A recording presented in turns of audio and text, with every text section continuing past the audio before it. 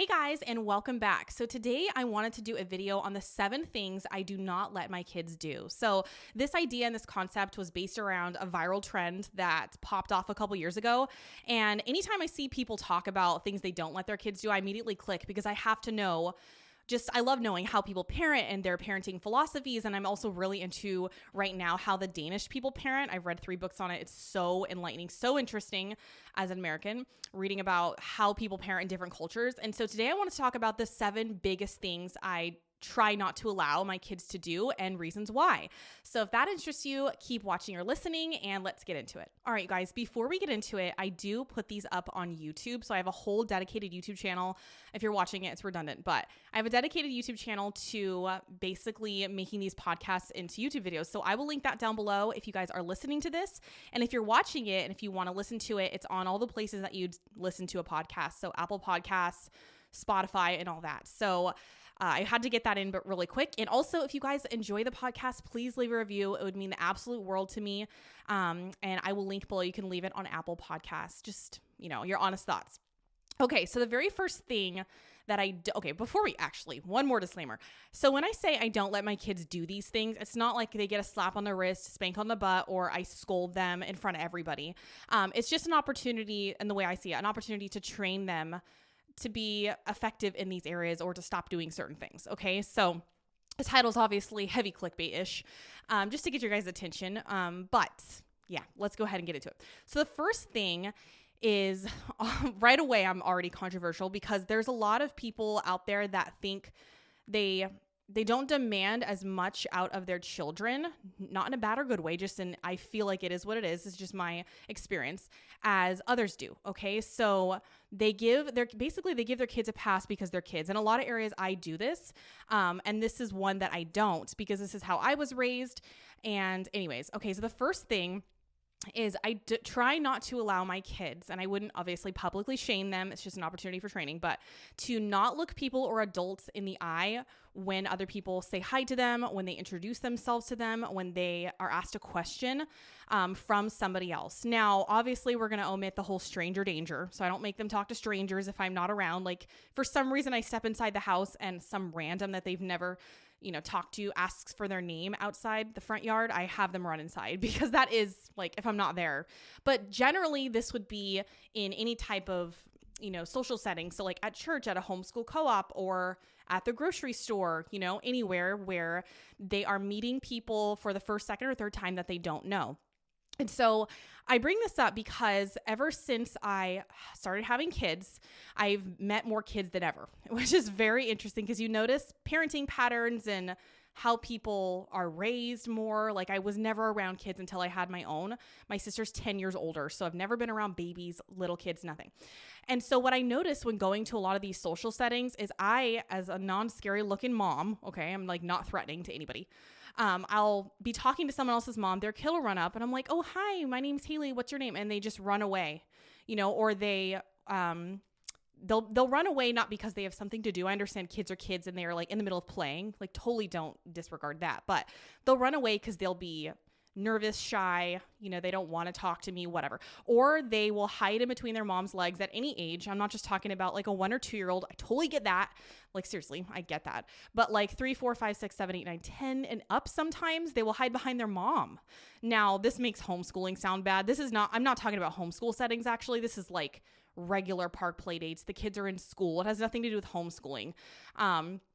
But those are the settings that we are in mostly. But this was even before I started homeschooling my kids. This was just like at birthday parties or, anyways. So it has nothing to do with that. But yes, the kids would like hide behind their mom and the mom would just be like, oh, he's shy or whatever. And I'll get to the whole triggering shy word in a minute. That's another point here.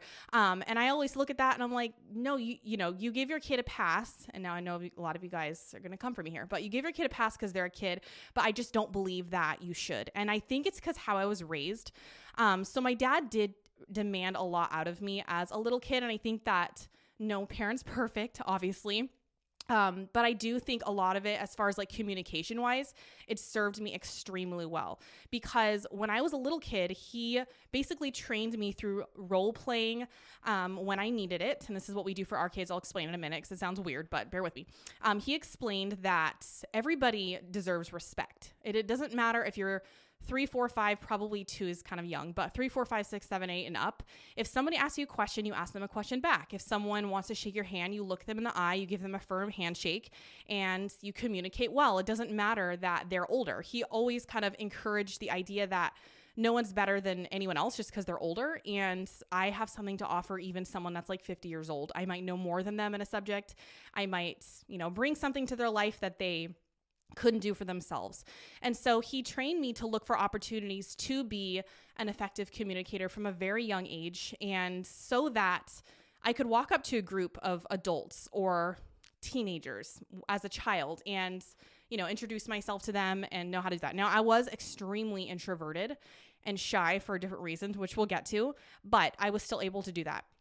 And so I think that's because my dad's full Portuguese. He's very social, very loud, very outgoing. It was like not allowed in our house to be someone that ran from people. Like just not. He would, be mortified by that, by us not being able to, introduce ourselves and talk to people. So anyways, another thing that he kind of taught was to be an energy giver, not an energy taker. And so when you run from someone who is trying to give their energy to you, it's disrespectful. And so anyways, yeah, that's one thing that I don't let my kids do is run from adults. Like if I'm right there and there's a nice adult asking them a question, kind of like slough off or whatever, their questions and give like one word answers. You want to give back to them, ask them a question about themselves. And so this did take some time. Okay. So when my eldest I probably started training around age 4 because I felt age 1 through 3, they're very small still.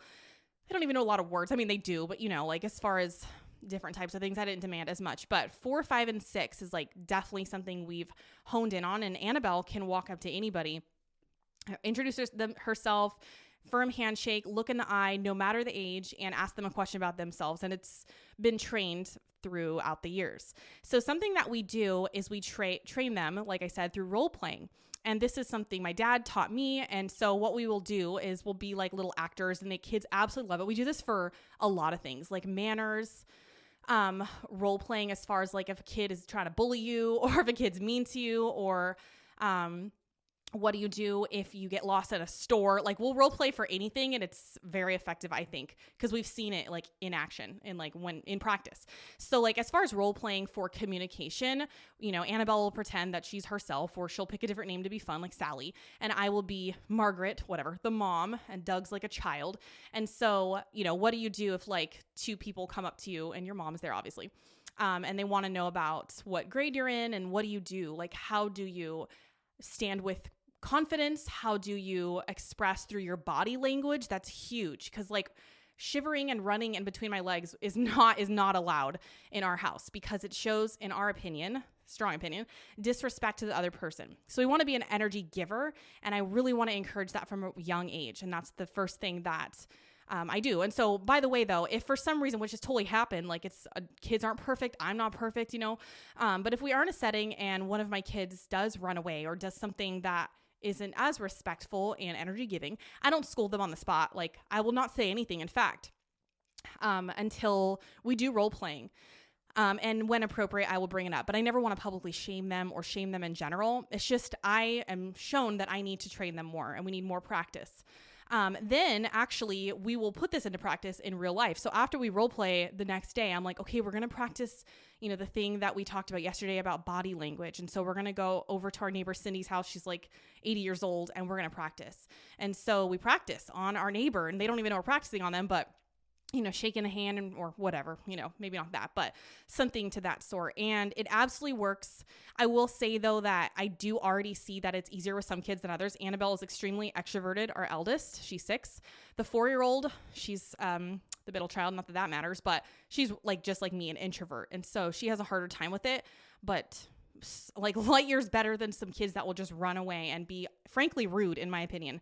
But I know that it's not their fault. Like, I don't shade the kids. Okay, so that's the first thing. The second thing that I strongly discourage my kids, and really I don't let them say it, I try and nip it in the bud, is the dreaded phrase of every parent, I'm bored. So I said this a lot as a kid. Like, I didn't always effectively communicate. I wasn't always perfect, trust me.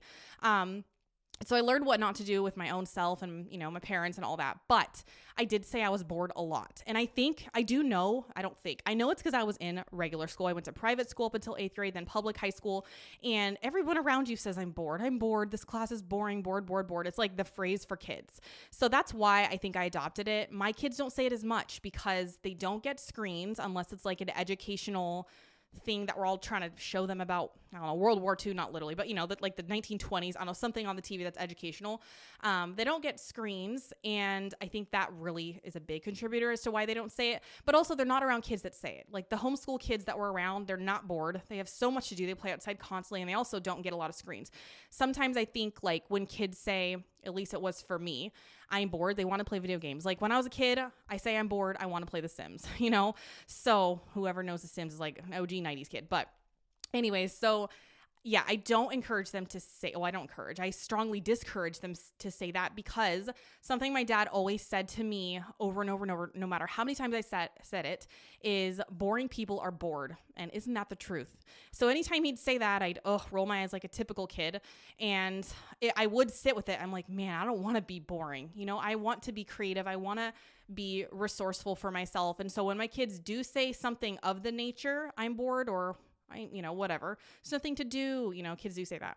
I don't give them something to do, because then they're trained to think I'm a dancing monkey and an entertainer, which I am not. Like, I have things to do.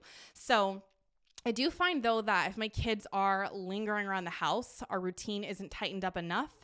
And I need to work on that, like as a parent. So yeah, that's the second thing. Hey guys, so I wanted to interrupt today's podcast episode to let you know of a little promotion that we're running for YouTubepreneurs. So my favorite holiday, not that this is absolutely relevant to anything, but my favorite holiday of life is Valentine's Day. I don't know why I like it. I don't really like gifts. Like that's not my love language, but I just love pink and red. I love Valentine's Day. I love eating out. It's my favorite holiday. So I decided to, because of that, give $50 off to anybody that purchases YouTubepreneur. So this is just the course itself if you want that tier, or the second tier for YouTubepreneur is the course and coaching and the community where we answer your questions every day for 6 months, and there's monthly calls. So that's obviously a heavier investment. But yeah, it's $50 off either tier. And we're going to be just doing this for the week of Valentine's Day. And so all the information will be down below. You guys can check out our sales page with all of our testimonials. But if you're looking to skyrocket your growth on YouTube, regardless of whether you've never posted a video in your life, or you have posted before and you are posting, but you're just plateaued and you feel like, how could I ever turn this into a full-time business?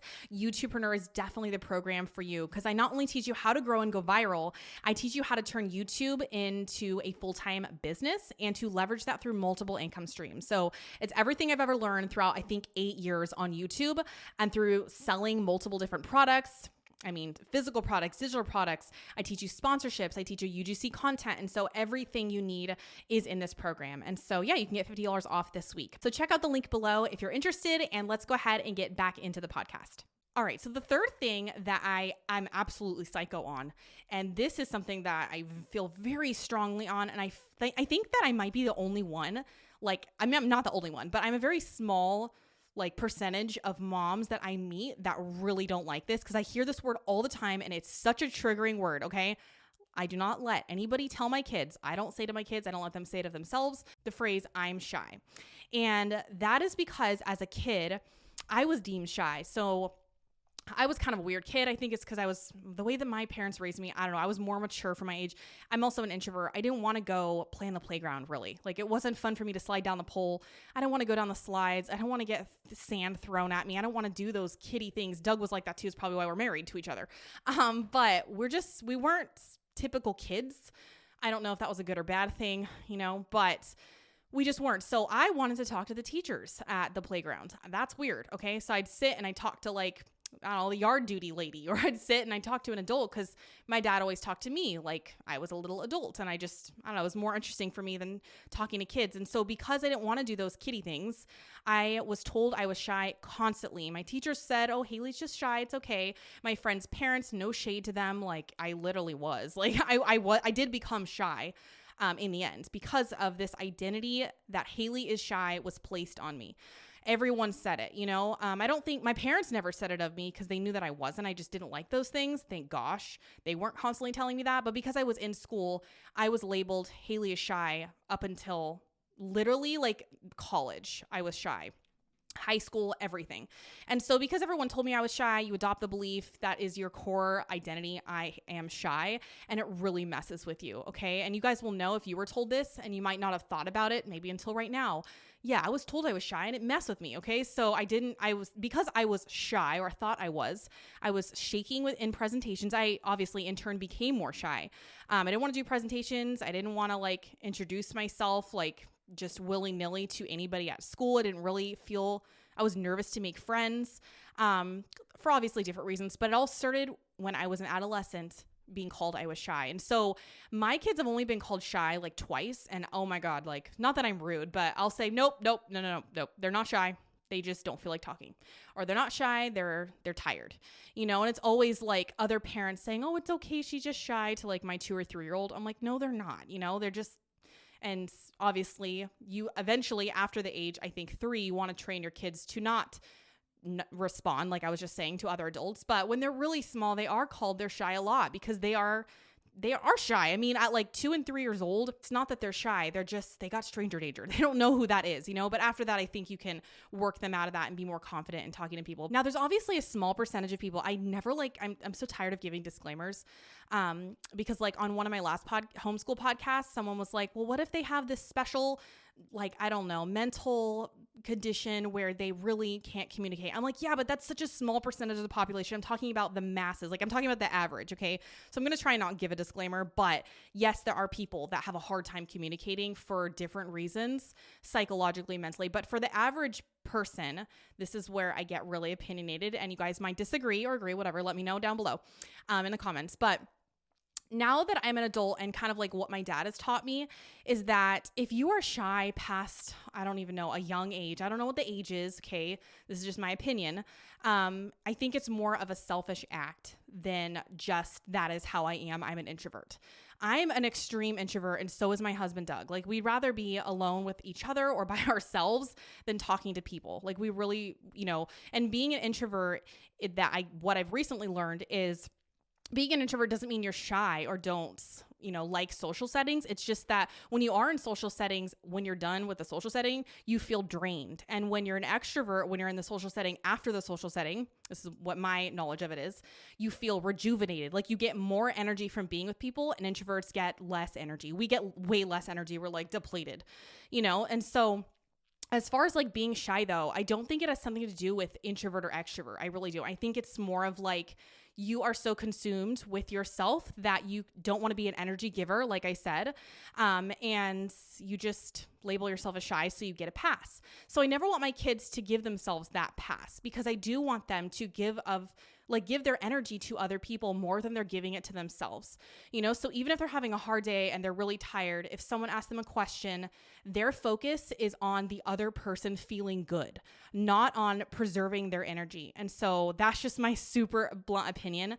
My dad would always tell me being shy is, or, having that as a label is a self-centered action, because you're not giving of yourself to other people with your energy. I know it's scary to open up to others. And this is what I tell my kids. Like, I know it's scary to ask it can be intimidating to ask other adults or other kids about themselves, for fear that they're not going to respond back. Maybe other kids, they'll just run away. You'll feel like you're ghosted. I won't use that word, but or you're going to look like you're too interested in whatever. They might not respond. But you're doing it for other people, and you're doing it to make them feel comfortable. It has nothing to do with yourself. You're doing it for them, to lift them up, and to people obviously want to be asked about themselves, just like you like it. And so that's the third thing. Shy is like not something in our vocabulary, because yeah, it really messes with me. Okay. So the fourth thing is I do not let my kids run off after each meal. Now I say this, but there are times where I'm like, forget it. Like when I'm so sick with morning sickness and I can't even clean up after the meal because I need to lie down while eating like tomato soup because I can't stomach anything. I'm not perfect. My kids are not. And I don't demand this every single day. But when I'm well and I have energy again, which is like sort of right now, I just hit the second trimester.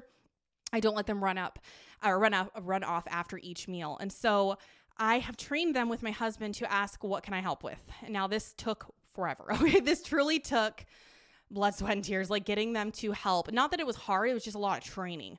And now it's super easy. So after each meal, my kids have a designated chore. So at first, we don't call them chores, just a designated task, job, whatever. We don't use the term chore because then it sounds like a chore. Like I don't want chores, but we work as a team, as a family, we'll help each other. And that's like the mentality we try to give to them. And so for a while, I was just having them help me with whatever. And when they're really, really small and there's no routine, they feel overwhelmed with how much food is on the table and how many crumbs the baby threw on the floor and how many dishes there are in the sink. And they're like, oh my gosh, and that's when they start complaining. I even want to complain, so that was really overwhelming for them. So now they know that Annabelle sweeps the floor and she takes everything off of the table. It's like clockwork. She does it every single day. She just doesn't even think about it. It's such an ingrained habit. And then Scarlett wipes the table down as best she can and helps me rinse off the dishes because it's easy. She's 4 years old, so she can just like spray the water. It's just something to entertain them so they're not fighting while we're cleaning or, because it's kind of a hairy time of day. It's the witching hour sort of, that area between 3 and like 5 p.m. or 3 and 6, honestly. And then the baby I'll give him a broom just so he's involved too. So they all get it 3 times a day because we eat 3 meals a day at home, most likely, unless we're out. And because we do eat at home so often, at least once a day, I think that's sufficient, but they can be effectively trained. And so I got this idea from the Charlotte Mason habit training book, which I'll link down below. It's called Laying Down the Rails. It's like the Charlotte Mason philosophy. And it's basically this idea that you need to train them for 2 weeks. First, you do it with them, then you watch them do it. You nicely correct them very gently in a very encouraging manner. And then the third step's obviously letting them go and still kind of correcting them every once in a while. And so now we don't have to correct it all because it's such a habit. And so even if we're at someone else's house, they do this to other people's houses, which is kind of weird, honestly, because my kids, we taught them to bring their plates and put it on top of the trash can. So one time we were at my sister's house, and they don't do this type of thing. They do other things. Their kids help, but like in the way that we do, it's very structured. And so all the food was on my sister Casey's trash can. And she's like, "Who put all the plates on the trash can?" I'm like, "It's my kid," because she doesn't even think about it. She just brings the food. So there's no fighting, but it hasn't always been like that. Let me tell you, okay? Because it used to be all over the place, and people didn't have assigned tasks. So my kids don't get stars or like little rewards, because like I just want them to be team players. And yeah, like when you're a part of a family or a team, you all help each other out of the goodness of your heart, not to get a reward. So we don't do that, but not that I think anything's necessarily wrong with rewards. But yeah, we'll play a fun song after dinner. They like that. And so it's just sort of part of our routine. So the fifth one is definitely something I have not done until probably the last 2 years. And I'm not like a super stickler because I grew up watching all Disney things. Like I went to Disneyland as a kid. We lived near it-ish in SoCal. I had Pocahontas blankets, pillows. Like I had the whole shebang. I played with Barbies. My parents did not care. Like they're baby boomers, so I don't know if it's just my parents, but they weren't very strict about TV and stuff like that. So I watched all the Disney things. I had pretty much unlimited TV. I played a lot outside too, but lots of TV, whatever I wanted, to an extent, nothing bad. But so because of that, I watched a lot of Disney movies and it was just normal. So when Annabelle was 1 and 2, she watched Disney, maybe not 1 as much, but like definitely when she turned 2, we didn't give her unlimited TV, but we were giving her more TV than ever because life just felt like a lot. At the time, the transition to 1 to 2 children was like hell for me for some reason mentally. Looking back, I laugh at myself, but it was so hard because I was the full-time breadwinner at the time. So I had to like work at home, manage these 2 tiny kids, and like keep a clean house. It was so hard. So I was giving her more TV. We let her watch Elsa and like all the things. But once I started looking particularly into homeschooling, which they're not necessarily related, I just started questioning like what I was doing, like going along with what society was doing. Like, was that something that I wanted to do? I started questioning everything. And so I realized that, especially when we all watched Frozen 2 and I had to skip over a lot of it, a lot of these Disney movies, there's dark elements to them. Okay. Maybe not. I mean, yeah, all of them, like honestly. And I don't know if it's just my kids, but they can't watch like a full Disney movie, and they're 4 and 6. They get scared. They run out. I think it's because they're not used to a lot of suspense, really. It's not like there's necessarily anything horrible, but like the scene, like the volcano scene in Moana, it's pretty terrifying. Like if you ask me. And Frozen 2 is dark. Like it's dark. And so I stopped I didn't not necessarily stop letting, we just stopped watching Disney. We just stopped watching it for other reasons as well, I won't get into. And I'm not necessarily against it all. Like we're going to Disneyland like next week because we got free tickets, and I'm not like anti Disney, everything. Don't even look at it as the devil. But I think like 90% of the time we don't do anything with Disney anymore because there are dark elements to every single piece that they put out. And so the other thing that I noticed and why I was like, I'm done with these movies is when Annabelle was 2, she's extremely extroverted and expressive. And so she'd watch Frozen, like Frozen 1, and she'd be shunning people. She'd be like saying, I have magical power. She'd be like icing people, like kind of like killing them, not literally, but that's sort of like what happens in the movie. She's essentially accidentally kills her sister, turns her to ice. I think that's what happens, or somebody does. I don't know. And I just realized, especially in getting into like homeschool philosophy, Charlotte Mason, that there's so many better stories, so many better movies, so many better stories for kids than Disney movies, things that have plots that are not twisted, things that educate them about different time periods. And so now if we do watch a family movie, it's rare because our 2-year-old who just turned 2, Oliver, he cannot sit through a movie. Like it's not even worth it. And he screams when we turn it off. So that's why we kind of don't do screens.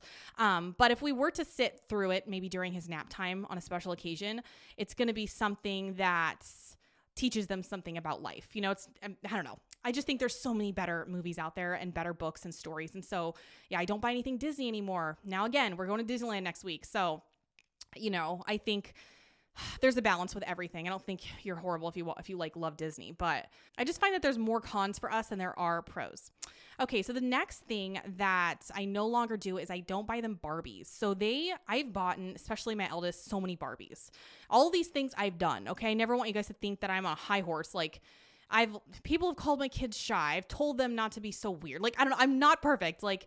I say that I'm bored sometimes, not really, but sometimes sometimes I'll say something like that. And sometimes I will run after a meal. Like I'm not perfect. I'll run off and I'll just lay down because I am deceased, like after being pregnant or just being over it for the day. So I'm not a drill sergeant. We're very like chill people. I let my kids put their feet on the chair when we eat. I don't know. I just try to teach them from a place of morals, but it's not super, super strict. We're pretty chill people.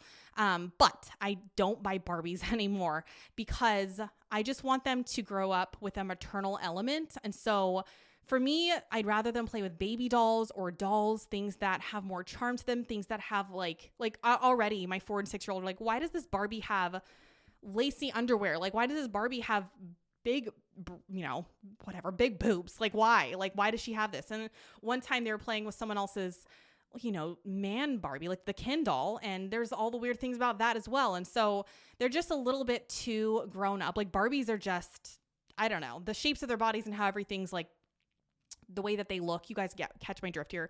I just rather them play with dolls. So we don't buy Barbies anymore. If like, for instance, one year my in-laws bought every single Barbie, like from the Disney and Barbie, right?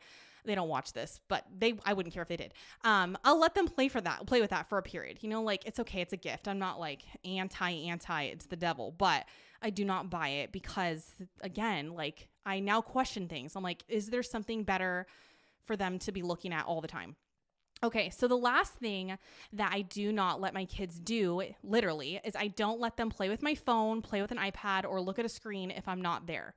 So I posted a while ago on my last week about how we don't do screen time on Instagram, and I'll link my Instagram account down below if you guys don't follow me. I think you do though. But basically, I got a lot of people saying, that's so good. Like, give me ideas. Like, what do you do with them all day? Is one question I got. Maybe I'll do a podcast episode on this, or a YouTube video would probably be better. screen-free ideas, like what our routine is for the day, because it was hard at first cutting out screens. But people also said, well, my kids like look at screens and they read books. I'm like, I know they can do both, but screens are better. Like, let's be honest. I got access to both books and screens, and I always picked the screen. And after a certain age, I wanted nothing to do with books because movies are way more interesting, if you get unlimited access to them nowadays. But with that being said, though, there are things in like these kid shows, or in, I guess, like certain apps are okay. Like sometimes we used to let them do like the Khan Academy, which is like a learning app. But I found that after doing screens for the first probably 2.5 years of my eldest child's life, it just didn't serve her overall, because since she got more screens, she got in the habit of asking for more screens. That's always annoying as a parent, because you feel like, that's when they start saying, I'm bored, I want a screen. And then because of that, they want less books. In turn, they want to play outside less because they can watch screens. Now, I know not every kid is like this, but this is my kid. Like, this is my experience. So yeah, we don't do screens, but if for some reason they are watching them with a friend, or there are times where they do see screens. Obviously, they're not like living on a prairie life with no internet.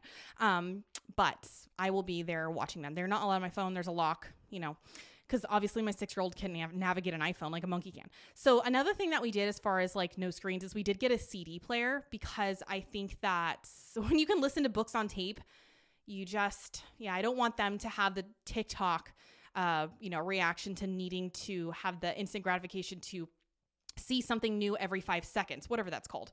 And so, yes, she does listen to a CD player from Amazon. I'll link it down below. It was like $30. Best purchase ever, because during quiet time, she'll put on a audiobook that we get from the library, and she will do that instead of watching a screen, and she will paint or draw or do Play-Doh, and they can listen to a really interesting story with descriptive language. This is why I like books over TV for my kid, because you can only learn so much and grow your vocabulary so much through the TV. And obviously the attention span thing too. Another thing I like about cutting out screens over the last 2 years is they don't ask for them ever. They don't ask for them on car rides. We talk as a family. They don't ask for them on airplane rides. Although sometimes if it's like an 8-hour airplane ride, we will give like an hour of a movie or something. But they don't have withdrawals. That did happen. Like for when my kid was 2 years old and we took away the TV, we'd say, okay, that's enough. She'd have a withdrawal and she would cry and scream. And, at 2 years old, they tantrum more. So yeah, we stopped doing that. But that is pretty much it for, the things that I don't let my kids do. Let me know what you guys agree or disagree with. I know that everybody's so different. Again, like I said, everybody parents so differently. I like learning how other people do things. It's interesting to me how people parent and how they think and what they believe. I do not judge people. I just discern. I know you might not believe that, some of you guys, but like I said, when I see a kid run away, it's not that I think they're horrible parents and they're parenting terrible and the kid's terrible. I just see, well, I don't want to do that for my own family, So anyways, no one's perfect, but I hope you guys got value from this podcast episode. Subscribe on iTunes or Apple Podcasts, wherever you listen to, and also the YouTube channel. Leave a review, like I said, if you like it, and I will see you guys in my next one. Bye, guys.